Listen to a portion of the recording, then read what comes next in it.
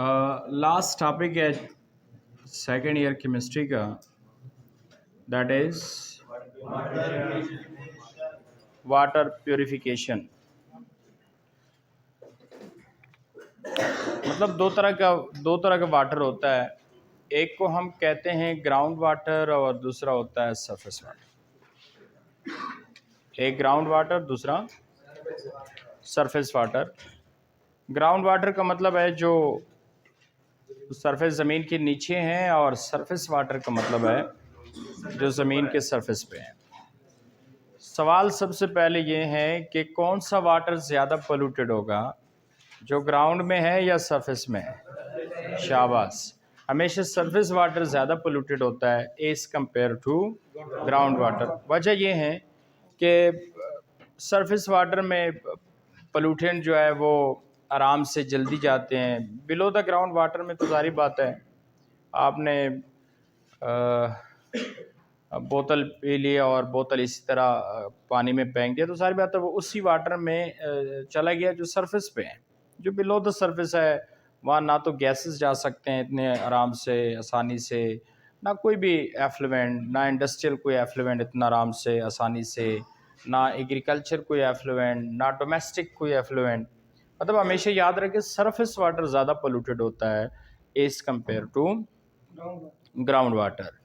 अब for example water polluted हो गया, आलूदा हो गया, पानी गंदा हो गया, उसमें बहुत सारे कॉन्टिमिनेंट्स एंड सो पोल्यूटेड है, एफ्लुएंट है। फिर सवाल ये है कि उस वाटर को आपने प्यूरिफाई करना है, मतलब वाटर को आपने साफ करना है। बल्कि इतना गंदा है वाटर कि ड्रिंकिंग पर्पस के लिए भी इस्तेमाल आप नहीं कर सकते, और आपने इसी वाटर को प्यूरिफाई करना है, साफ़ करना है, उसको ड्रिंकेबल बनाना है कि ड्रिंकिंग पर्पस में इस्तेमाल हो जाए। तो आलूदा पानी को, पोल्यूटेड वाटर को हम किस तरह प्यूरिफाई कर सकते हैं, उसको ड्रिंकेबल पर्पस के लिए इस्तेमाल कर सकते हैं। ये आज लास्ट टॉपिक है और बहुत इम्पोर्टेंट भी है, that is water purification. 3 step हम करते हैं वाटर को जब हम प्योरीफाई करते हैं। सबसे जो पहला स्टेप है दैट इज़ व्हाट, एरेशन। क्या है? मतलब पानी पे हवा गुजारना, एयर पास करना। दूसरा स्टेप है that is coagulation, that is. और तीसरा स्टेप है दैट इज़ क्लोरीनेशन। हाँ, जितने डेवलप कंट्रीज़ है लाइक यूके, वो एक नेक्स्ट स्टेप भी करता है, उसका नाम है फ्लोरिनेशन। मतलब वाटर पे फ्लोरीन गुजारना, पास करना। ये डेवलप कंट्रीज़ में होता है। फ्लोरीन इतना ज़्यादा नहीं डालते, एंड मिलीग्राम्स में डालते हैं, लेकिन ये डेवलप कंट्रीज़ में होता है। उससे फ़ायदा क्या होता है? सारी बात है, अगर फ्लोरिनेशन वाटर की हुई है, फ्लोरीन पास हुआ है और वो वाटर आपने पी ली, तो फिर सारी बात है आपके बॉडी में फ्लोरीन आ जाएगी। क्योंकि फ्लोरीन की कमी से हड्डियाँ कमज़ोर हो जाते हैं, बोन्स वीक हो जाते हैं, दांत डैमेज हो जाते हैं। इस बीमारी को आप लोग क्या कहते हैं? फ्लोरोसिस। क्या कहते हैं? अगर आपसे कोई पूछे ना व्हाट इज़ फ्लोरोसिस, तो आपने कहना है टीथ डैमेजेस को फ्लोरोसिस कहते हैं। वो बीमारी जिससे टीथ क्या हो जाते हैं, वो क्यों होते हैं? फ्लोरीन की कमी से। फ्लोरीन की, आप लोग सुबह टूथपेस्ट वगैरह इस्तेमाल करते हैं ना, वो जस्ट उसमें क्या होता है? फ्लोरीन होता है। तो अब अगर फ्लोरीन वाटर में है जो आप पी रहे हैं, तो सारी बात है फ्लोरीन की कमी आपके बॉडी में नहीं आएगी, तो फिर फ्लोरोसिस नहीं होगी। तो चल खैर, ये तो डेवलप कंट्रीज़ में होता है। Next step that is fluorination. बाकी पाकिस्तान में, बाकी कंट्रीज़ में क्या होता है? वाटर किस तरह प्योरीफाई होता है? 3 स्टेप। पहला एरेशन करते हैं, दूसरा क्लोरीनेशन, तीसरा कोगुलेशन। अब 3 स्टेप से अलग अलग फ़ायदे मिलते हैं। पानी चूँकि आलूदा है, गंदा है, इतना गंदा है कि आप ड्रिंकिंग पर्पस में भी इस्तेमाल नहीं कर सकते। तो फिर एरेशन से क्या होता है? एरेशन से बहुत कुछ होता है, वो मैं आपको बता रहा हूँ, लेकिन फिर कुछ ना कुछ कोगुलेशन से भी होता है। देखिए, एरेशन से अपने फ़ायदे हैं, कोगुलेशन के अपने हैं और क्लोरीनेशन के। डिटेल में वैसे अब जाना है, लेकिन कोगुलेशन सिर्फ ये करता है कि वाटर में जो सस्पेंडेड पार्टिकल होते हैं, पार्टिकल्स भी तो होते हैं ना, सस्पेंडेड पार्टिकल, वो हम किस प्रोसेस से निकालते हैं? कोगुलेशन। क्लोरीनेशन से क्या होता है कि पानी में जो माइक्रो ऑर्गेनिजम्स होते हैं, दैट इज माइक्रोब्स, उसका खात्मा करते हैं। और एरेशन से क्या होता है, अब आप देखेंगे कि एरेशन से क्या होता है। बात समझ आ रही है ना? तो कोई भी पानी जब आप प्योरीफाई करते हैं तो प्योरीफिकेशन के कितने स्टेप्स है? 3। सबसे पहला एरेशन। एरेशन होता क्या है? ऐसा ना हो कि कल आपने पेपर पे लिखा हो एरेशन का मतलब है पानी पे क्लोरीन पास करना। तो फिर क्लोरीनेशन क्या है? क्लोरीन पास नहीं करना, पानी पे क्या पास करना? एयर पास करने को हम क्या बोलते हैं? हाँ, एरेशन बोलते हैं। एयर पास करना, दैट इज व्हाट? एरेशन। अब जब आप एयर पास करेंगे पोल्यूटेड वाटर्स पे, तो सवाल ये है कि फिर उसके एडवांटेजेस क्या हो सकते हैं, उसके क्या क्या फ़ायदे हमें मिल सकते हैं, क्या क्या फ़ायदे हमें मिल सकते हैं। एरेशन का पहला फ़ायदा ये है कि पानी में जो डिसॉल्व ऑक्सीजन होता है, कौन सा? सारी बातें, जब आप एयर पास करते हैं तो एयर में क्या है? ऑक्सीजन है, तो पानी में डिसॉल्व ऑक्सीजन की मकदार बढ़ जाएगी, पानी में डिसॉल्व ऑक्सीजन की मकदार बढ़ जाएगी। और मैंने आपको बताया था ना कि dissolve oxygen is directly proportional to what? Purity. मतलब जितना पानी में डिसॉल्व ऑक्सीजन ज़्यादा है उतना वाटर प्योर है। तो डिसॉल्व ऑक्सीजन पानी में कैसे ज़्यादा होता है? सारी बात है एरेशन से। तो एरेशन का एक फ़ायदा क्या हुआ कि डिसॉल्व ऑक्सीजन ज़्यादा कर लेता है, तो इससे पानी क्या हो जाएगा? प्योरेटेड, प्योर हो जाएगा। साफ कर दो इसको। दूसरा फ़ायदा क्या होता है एरेशंस का, ऑक्सीजन पास करने का, कि पोल्यूटेड वाटर में गैस होता है, दैट इज व्हाट? H2, वो ख़त्म हो जाता है। H2S क्या है? बड़ा ख़तरनाक गैस है, जिसकी वजह से सारा पानी क्या था? पोल्यूटेड था। स्मेल के लिहाज से भी, ऑर्डर के लिहाज से भी, सब कुछ due to what? H2S। Air pass होने से H2S का खात्मा होता है। H2S कैसे ख़त्म हो जाता है? सारी बातें, जब आप ऑक्सीजन पास करते हैं तो इसको ऑक्सीडाइज करेगा ना, H2S को क्या करेगा? ऑक्सीडाइज कर देगा, तो H2S क्या हो जाएगा? ख़त्म हो जाएगा। दूसरा फ़ायदा एरेशंस का ये होता है। तीसरा फ़ायदा एरेशंस का क्या होता है कि पोल्यूटेड वाटर में वोलेटाइल ऑर्गेनिक कंपाउंड होते हैं। वोलेटाइल ऑर्गेनिक, वोलेटिलिटी किसको कहते हैं? बगैर हीट के वेपर में जाना, दैट इज वोलेटिलिटी। पेट्रोल ले लें, पेट्रोल को आप हीट ना करें फिर भी ये वेपर्स में जाता ही नहीं जाता। सो दैट इज मीन्स कि petrol is what? Petrol is volatile. तो इसी तरह ऑर्गेनिक कंपाउंड है, उसको हम कहते हैं वोलेटाइल ऑर्गेनिक, जिसकी वजह से पानी सारा गया है, पोल्यूटेड है। एरेशन होने से वोलेटाइल ऑर्गेनिक कंपाउंड ऑक्सीडाइज हो जाते हैं, वोलेटाइल ऑर्गेनिक कंपाउंड्स भी खत्म हो गए। इसके अलावा पोल्यूटेड वाटर में क्या होता है?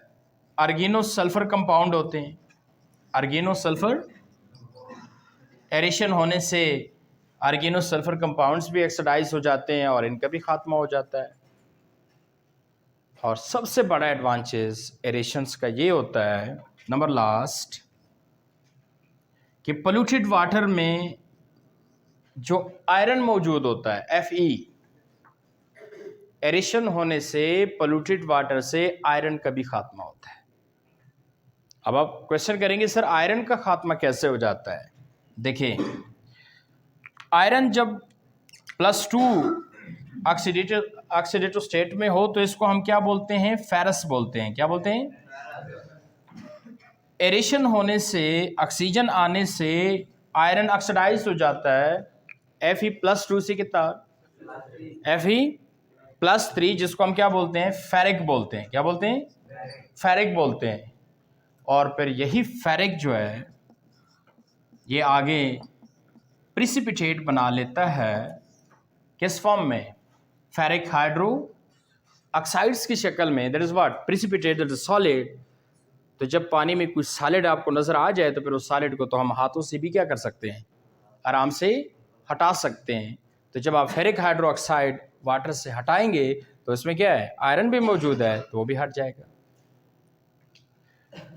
लेकिन अब ये जो सॉलिड प्रिसिपिटेट पोल्यूटेड वाटर में आयरन हाइड्रोक्साइड, फेरिक हाइड्रोक्साइड्स के बन गए, ये क्यों बन गए, क्योंकि उसके लिए बनने के लिए आयरन किस स्टेट में होना चाहिए था, +3, जिसमें, लेकिन चूंकि आयरन किस स्टेट में था, +2, वो हमने कन्वर्ट कर दिया किसको, +3 को, बाय व्हाट, बाय एरेशन। जब +2 से एरेशन के थ्रू +3 में गया तो आप फेरिक हाइड्रोक्साइड्स के प्रिसिपिटेट बनेंगे और उस प्रिसिपिटेट सॉलिड है, आप आराम से पानी से निकाल सकते हैं। जब आप पानी पीते हैं तो पानी में अगर कोई सॉलिड चीज़ नज़र आ जाए तो फिर आप उसको तो अंदर इनगल्फ नहीं करते, बल्कि उसको आप क्या करते हैं, साइड पे कर सकते हैं ना, जो उसमें आयरन है वो भी साइड पे हो गया। अब अगर ये ऑक्सीडाइज ना होता, ये फेरस से फेरिक में कन्वर्ट ना होता, तो प्रिसिपिटेट ना बनते सॉलिड स्टेट में, तो फिर आयरन का पानी से खात्मा मुश्किल था। सो ये वो फ़ायदे हैं जो हमें किससे मिलता है, एरेशन से मिलता है। अब अगर आप कहें कि नहीं सर एरेशन से हमें ये फ़ायदा भी मिले कि जो सस्पेंडेड पार्टिकल है पोल्यूटेड वाटर में वो भी ख़त्म हो जाए, नहीं नहीं नहीं, सारे फ़ायदे एरेशन से तो नहीं आएंगे। अगर आप कहते नहीं सर कि जो पोल्यूटेड वाटर में जो क्या है जर्म्स है वो उनका भी खात्मा करें, नहीं, वो नहीं होता। उसके लिए हम अपना स्टेप करते हैं, that is coagulation, that is chlorination.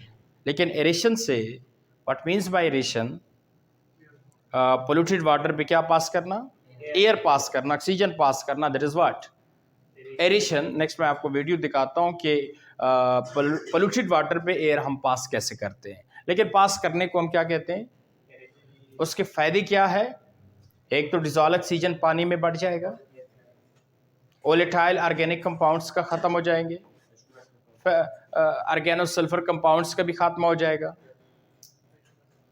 बात समझ आ रही है ना, और H2S गैस का भी खात्मा हो जाएगा, और जो आयरन है फेरस स्टेट में जो था वो फेरिक हो जाएगा और वो प्रिसिपिटेट बना के फेरिक हाइड्रोक्साइड वो भी ख़त्म हो जाएगा। So these are all advantages of what, ये शॉर्ट भी आता है, लॉन्ग भी आता है। शॉर्ट कैसे आता है, right the advantages of aeration, polluted water पे हवा गुजारने के फ़ायदे बताओ। फिर बच्चे इधर उधर देखते हैं कि यार पोल्यूटेड वाटर पे हवा गुजारने के क्या फ़ायदे हैं, तो याद कर लो। तो ये कौन सा मुश्किल है, डिज़ोल्व ऑक्सीजन बढ़ा देता है, H2S गैस का खात्मा करता है by oxidation, volatile organic compound भी ख़त्म हो जाते हैं, ऑर्गेनो सल्फर कंपाउंड्स भी ख़त्म हो जाता है, आयरन भी। ये सारे फ़ायदे किससे मिल गए, एरेशन से। नेक्स्ट जो प्रोसेस है, नेक्स्ट जो मेथड है, that is what, coagulation. Coagulation से क्या होता है, कोगुलेशन से पोल्यूटेड वाटर में जो सस्पेंडेड पार्टिकल्स है, जो सस्पेंडेड जस्ट, उसका खात्मा होता है। सस्पेंडेड पार्टिकल्स जो है उनका खात्मा होता है। अब आप कहेंगे सर ये भी अच्छी बात है, पार्टिकल्स का खात्मा करना, ये भी वाकई वाटर को क्या किया था इसने, पोल्यूटेड किया था, तो ये भी ख़त्म हो जाए, ये भी बड़ी बात है। तो सस्पेंडेड पार्टिकल जिस स्टेप से ख़त्म होता है उस स्टेप्स का नाम क्या है, कोगुलेशन। तो सबसे पहला सवाल ये है कि सर इसको कोगुलेशन कहते क्यों है, इस स्टेप को कोगुलेशन, क्योंकि इसी स्टेप में आप देखेंगे एक कोगुलेंट बनेगा। स्टेप्स में आप देखेंगे क्या बनता है, एक कोगुलेंट बनता है। अब आप कहेंगे सर ये कोगुलेंट क्या होता है, कोगुलेंट जेली लाइक सब्सटेंस को कहते हैं। कोगुलेंट किसको कहते हैं, जेली लाइक सब्सटेंस को कहते हैं। और आपको पता है कि जेली में पार्टिकल्स अट्रैक्ट करने की सलाहियत होता है। आप ऐसा करें ना, कोई जेली जो है नीचे ज़मीन में फेंक दे, जब आप दोबारा उठाएंगे तो इतने ज़रात, इतने रेत के पार्टिकल उनके साथ क्या होंगे, चिमटे होंगे, अटैच होंगे, कि फिर उन सस्पेंडेड पार्टिकल को वहाँ से अलग करना बहुत, क्योंकि झिल्ली जो है वो सस्पेंडेड पार्टिकल्स को अपने साथ क्या करता है, चिमट रखता है, अटैच रखता है। तो झिल्ली लाइक सब्सटेंस को हम क्या बोलते हैं, कोवैलेंट। तो इस स्टेप में चूंकि कोवैलेंट बनता है, झिल्ली लाइक सब्सटेंस बनता है, और वो कोवैलेंट मैं आपको बताता भी हूँ, दैट इज एल्यूमिनियम हाइड्रोक्साइड। ये एमसीक्यूज आता है कि कोवैलेशंस में इज अ कोवैलेंट काम कौन करता है, तो आपने कहना है एल्यूमिनियम हाइड्रो ऑक्साइड। तो इस स्टेप में हम ऐसा करते हैं कि जो कोवैलेंट है एल्यूमिनियम हाइड्रो ऑक्साइड, वो पोल्यूटेड वाटर में डाल देते हैं, और वो पोल्यूटेड वाटर्स में जाके जितनी भी सस्पेंडेड पार्टिकल है उनके साथ क्या हो जाते हैं, विद इन 1-2 मिनट्स अटैच हो जाते हैं। फिर उसी झिल्ली लाइक सब्सटेंस कोवैलेंट को हम पानी हाथ से ही क्या करते हैं, बाहर करते हैं, और जारी बात है सस्पेंडेड पार्टिकल साथ क्या है, अटैच है, तो पार्टिकल भी पोल्यूटेड वाटर से क्या हो गए, निकल गए। तो ये फ़ायदा है किसका, इस कोवैलेंट का। डाल दिया ना आपने पोल्यूटेड वाटर में, जिसमें सारे क्या है, पार्टिकल्स है, जो ही आप डालेंगे सारे पार्टिकल इसके साथ चिमट जाएंगे। फिर इसको दोबारा हाथ से पकड़ के बाहर कर दें, तो सारी बातें पार्टिकल्स भी सारे क्या हो जाएंगे, पोल्यूटेड वाटर से बाहर हो जाएंगे। लेकिन ये हमारे पास होता नहीं है, ये हम बनाते हैं। ये झिल्ली लाइक सब्सटेंस कोवैलेंट हम उसी पोल्यूटेड वाटर में बनाते हैं। बनाने का तरीका बता दूं कैसे बनाते हैं। देखिए, उसी पार्टिकल्स पोल्यूटेड वाटर में आप दो चीज़ें डाल दें। एक मोहर साल्ट, कभी सुना है नाम, मोहर साल्ट? मैट्रिक क्लास में आपने सुना होगा, टाइप्स ऑफ साल्ट पढ़े थे ना, वहाँ मिक्स साल्ट भी था, डबल साल्ट भी था, और कम्प्लेक्स साल्ट भी था। ये डबल साल्ट की एग्जांपल है, मोहर साल्ट। डबल साल्ट का मतलब जिसमें दो साल्ट आपस में जुड़े हो। मोहर साल्ट में कौन से दो साल्ट जुड़े हैं, शाबाश। मोहर साल्ट में जो साल्ट जुड़े हैं उसमें एक है एल्यूमिनियम का salt, that is aluminium sulphate, याद है ना वो मैट्रिक में, एल्यूमिनियम सल्फेट। और दूसरा कौन सा है, शाबाश, पोटाशियम सल्फेट। और कितने वाटर है, 24। कितने वाटर है, 24 वाटर। इसको कहते हैं मोहर साल्ट। एल्यूमिनियम सल्फेट और पोटाशियम सल्फेट, दो साल्ट जब आपस में मिल जाए, so that is double salt and that is मोहर साल्ट।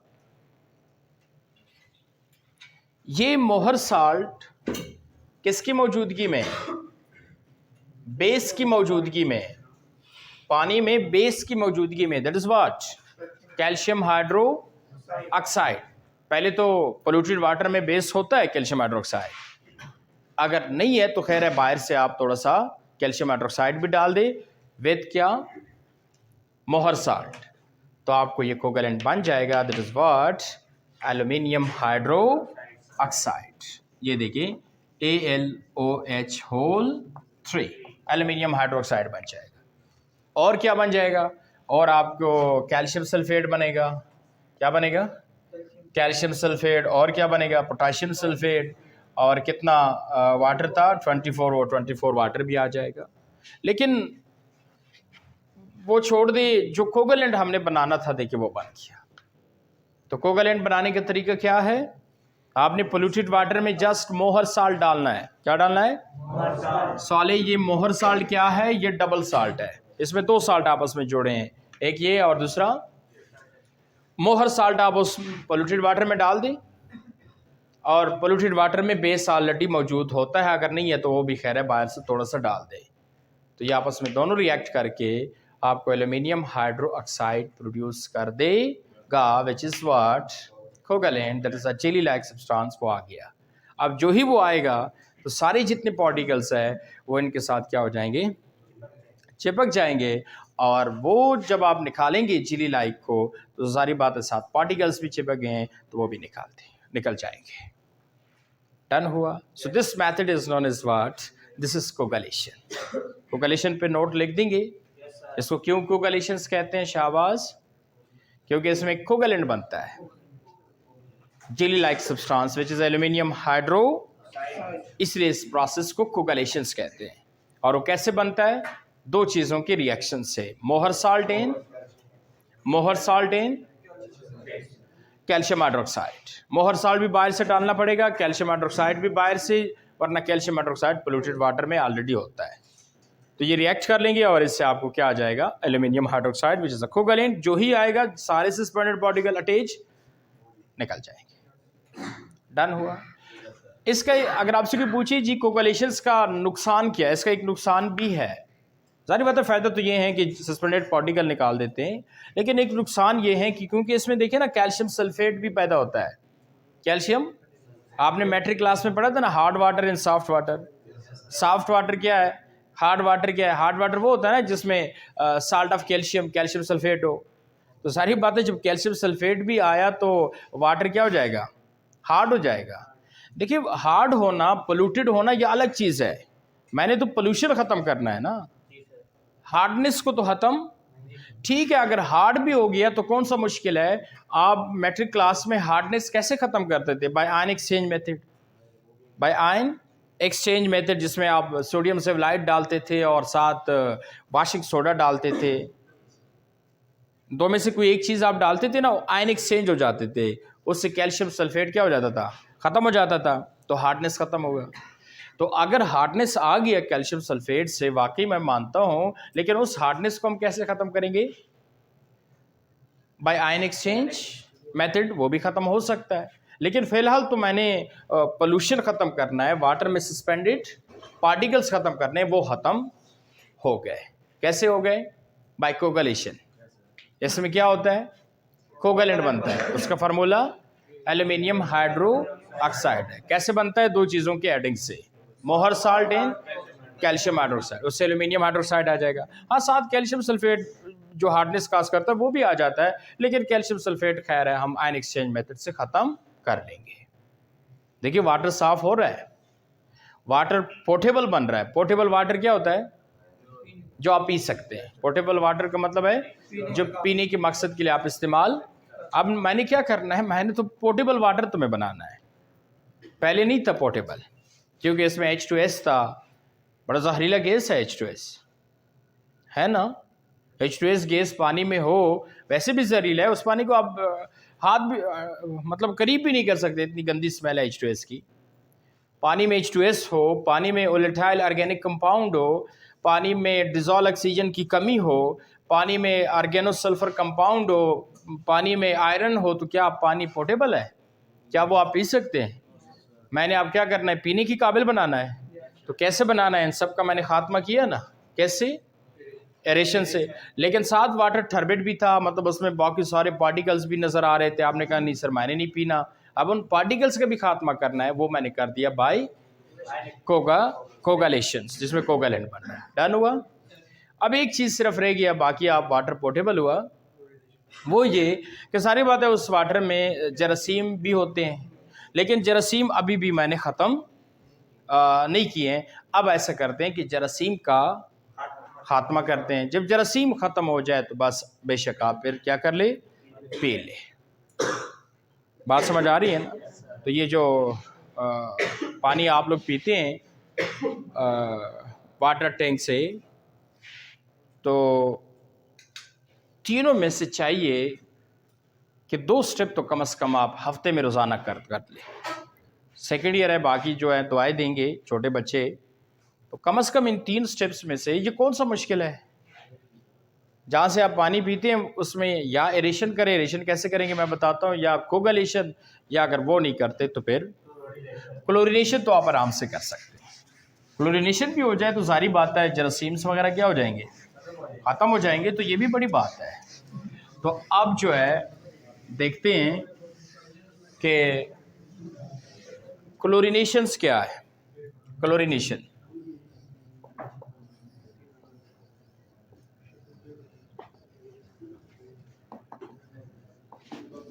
क्लोरीनेशन का मतलब है वाटर में क्या पास करना, क्लोरीन गैस पास करना। वाटर पे क्लोरीन गैस पास करने को हम क्या बोलते हैं?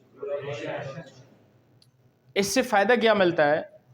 जस्ट जो पैथोजेंस है, जो माइक्रोब्स है, जो जर्म्स है, जो माइक्रो ऑर्गेनिज्म है, वो रिमूव हो जाएंगे, ख़त्म हो जाएंगे, क्योंकि क्लोरीन आपको पता है ना, दे आर डिसइंफेक्टेंट्स। क्लोरीन क्या है? डिसइंफेक्टेंट्स है ना। जरासीम को क्या करता है? किल करता है ना। तो क्लोरीन वाटर पे पास होने से ये होगा कि जरासीम्स किल हो जाएंगे।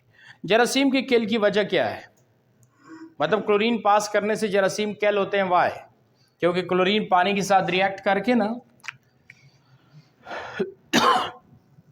दो चीज़ें बनाता है।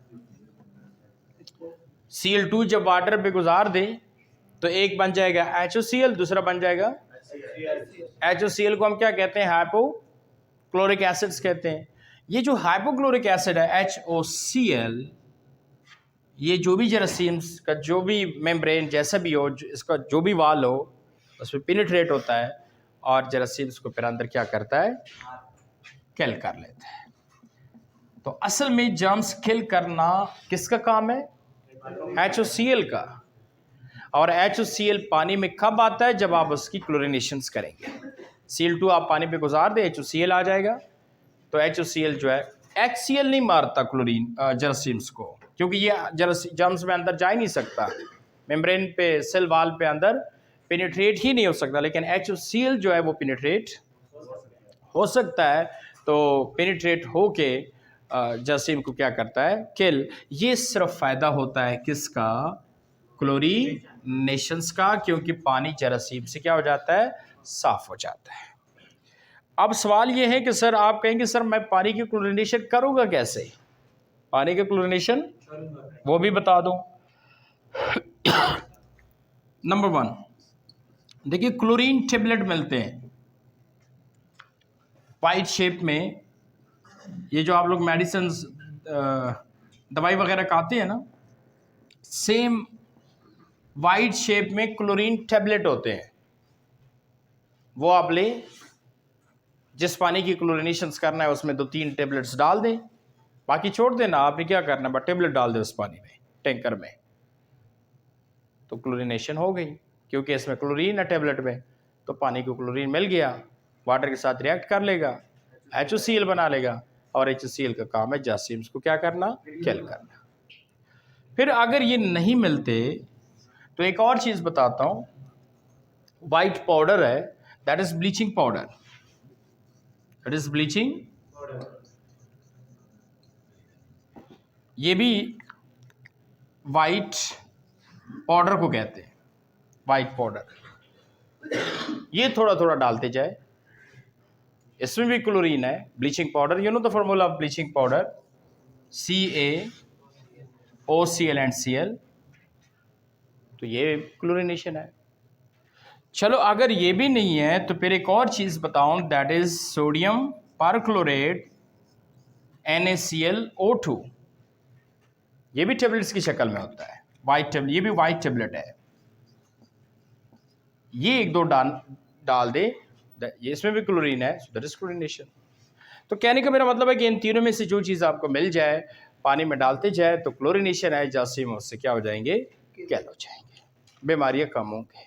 ये तो आप आराम से कर सकते हैं, लेकिन उसके लिए इन तीनों में से ये कोई एक चीज़ लेनी पड़ेगी। लेकिन जब क्लोरिनेशन करना है तो तीसरा इस्तेमाल ना करें, NaClO2।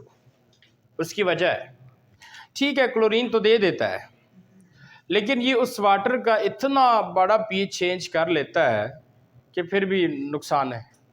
फिर भी ये जो बाकी है क्लोरीन प्रोवाइड करता है, लेकिन pH ऑफ द वाटर भी इतना चेंज नहीं करता, लेकिन ये बहुत pH चेंज करता है, 12-13 तक ले जाता है। वैसे वाटर का pH क्या है? 7 है ना, लेकिन ये 12-13 तक ले जाता है। ये जो लास्ट चीज़ है, इसलिए कोशिश करें कि क्लोरिनेशन इन दो से करते हैं, लास्ट वाले से नहीं। और क्लोरिनेशन का फ़ायदा क्या है? जरासीम्स वगैरह ख़त्म हो जाएंगे। लेकिन क्लोरिनेशन भी, ये जो स्विमिंग पूल में कभी ना आए ना आप लोग, ये स्विमिंग पूल की क्या होती है? क्लोरिनेशन ही होती है रोज़ाना। क्योंकि जिस स्विमिंग पूल में स्नान ना आता है तो सारी बात है बाहर तो नहीं निकलता, तो सारे जरासीम जो इसके अंदर है वो वाटर में शामिल कर देता है। तो क्लोरिनेशन तो करनी पड़ेगी, क्लोरिनेशन तो करनी पड़ेगी। तो या वो नहाता है, कभी नहाया भी नहीं है, वो जब स्विमिंग पूल में, तो जारी बात है उसकी तो डबल क्लोरिनेशन करनी चाहिए। लेकिन वो क्लोरिनेशन कैसे करते हैं, सवाल है इस तरह, क्योंकि जरासीम किल हो जाते हैं। लेकिन क्लोरिनेशन करने की भी, उसके लिए भी एक्सपर्ट बंदा चाहिए। जब भी आप लोगों ने अपने घर में क्लोरिनेशन करनी है ना, तो मुझे बताया करें, मैं तुम्हें बताऊंगा किस तरह करे और कब करे। ऐसा ना हो कि बतू लगा हुआ है, क्लोरिनेशन कर रहा है कि जी जरासीम ख़त्म हो जाए, कि बीमारी ना लगे। लेकिन क्लोरिनेशन के नुकसानात भी है। आप कहेंगे सर ये क्या कहते हैं, क्लोरिनेशन के तो फ़ायदे हैं, जरासीम्स को किल करता है। नहीं, क्लोरिनेशन के नुकसानात भी है। बता दो क्या क्या नुकसानात हैं क्लोरिनेशन के।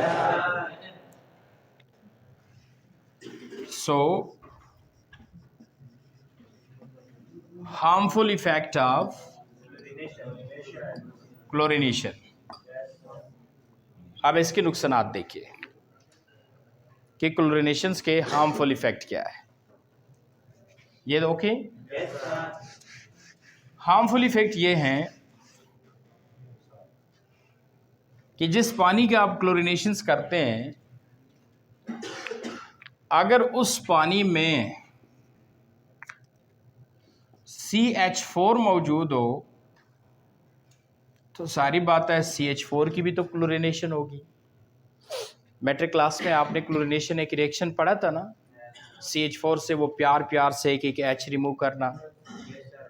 पहले क्या पैदा होता है, एक H चला जाएगा, उसकी जगह क्लोरीन आ जाएगा ना, और वो H दूसरे क्लोरीन के साथ क्या बन जाएगा, फिर इसी CH3Cl के साथ फिर जब आप क्लोरिनेशंस करोगे तो फिर एक और H चला जाएगा, उसकी जगह एक और Cl आ जाएगा, फिर एक और, फिर एक, जब सारे H चले जाए कार्बन टेट्राक्लोराइड, तो क्लोरिनेशन स्टॉप हो जाती है। याद है? अब जिस पानी की आप क्लोरिनेशंस कर रहे हैं टू कैल्स द जाम, लेकिन अगर उस पानी में CH4 है तो सारी बातें फिर उसकी भी तो क्लोरिनेशंस होगी। उसकी क्लोरिनेशन से ये देखो क्या बन रहा है, दैट इज क्लोरोफॉर्म। ये क्लोरोफॉर्म है ना, ये क्या चीज है, जो आप लोग इस्तेमाल करते हैं ना किसी चीज को बेहोशी के लिए। किसी बंदे को घंटे 2 घंटे के लिए बेहोश करना हो तो क्या इस्तेमाल करते हैं, क्लोरोफॉर्म। वो आपके पानी के अंदर ही आ गया, तो अगर वो पानी आप पिएंगे तो सारी बात है फिर उसी से आप क्या हो जाएंगे। वो तो खैर है, घंटा 1.5 घंटा बंदा बेहोश हो जाए कोई मसला नहीं है, लेकिन क्लोरोफॉर्म अंदर जाने से अल्लाह माफ़ कर दे, बताने वाला चीज़ नहीं है, मैं इतना डरता हूँ। तो स्विमिंग पूल की रोज़ाना याद रखिए क्लोरिनेशन होती है। तो जिधर भी आप लोग स्विमिंग पूल में नहाते हैं तो उसका पानी अंदर नहीं जाना चाहिए। मे बी उसमें CH4 हो तो वो भी क्लोरिनेटेड हुआ होगा, तो क्या बना हुआ होगा, CH3 CHCl, क्लोरोफॉर्म।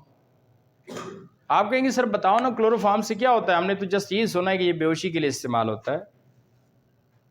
क्लोरोफॉर्म से 2 चीज़ें मैं बताता हूँ। नंबर 1, इससे लीवर कैंसर होता है, लीवर, लेकिन लीवर कैंसर से भी ज़्यादा एक कैंसर बताऊँ, बंदा ख़त्म हो जाता है, दैट इज़ नेगेटिव रिप्रोडक्शन। बच्चों पैदा करने की सलाहियत ख़त्म।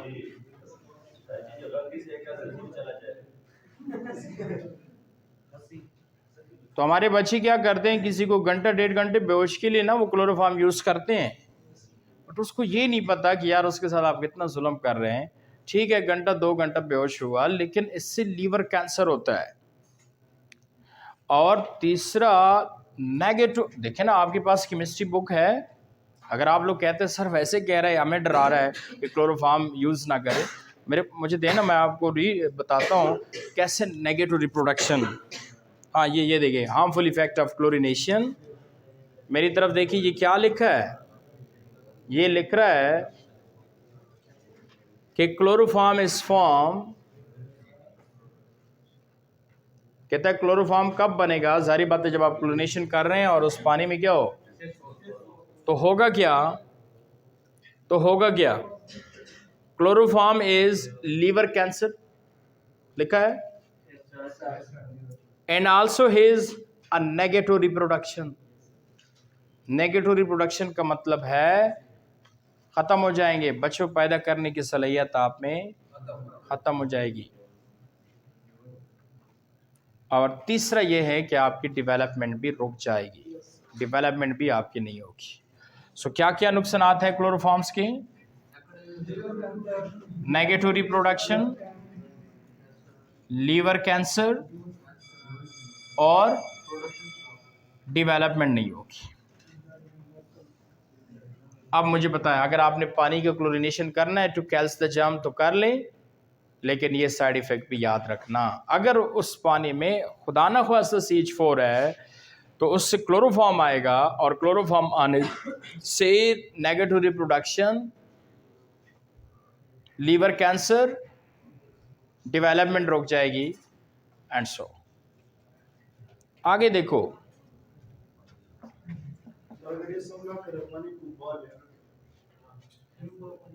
उबालने से जर्म्स ज़रूरी तो नहीं है, बाज़ जर्म्स जो है वो हाई टेम्परेचर्स पे भी कैल नहीं होते,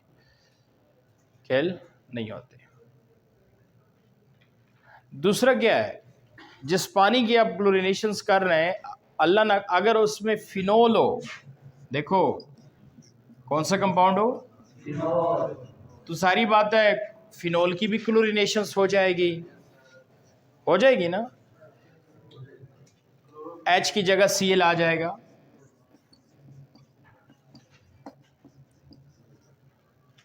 तो जब फिनोल की क्लोरीनेशंस हो जाए तो रिजल्टिंग जो कंपाउंड उस वाटर में आता है उससे क्या नुकसान होता है?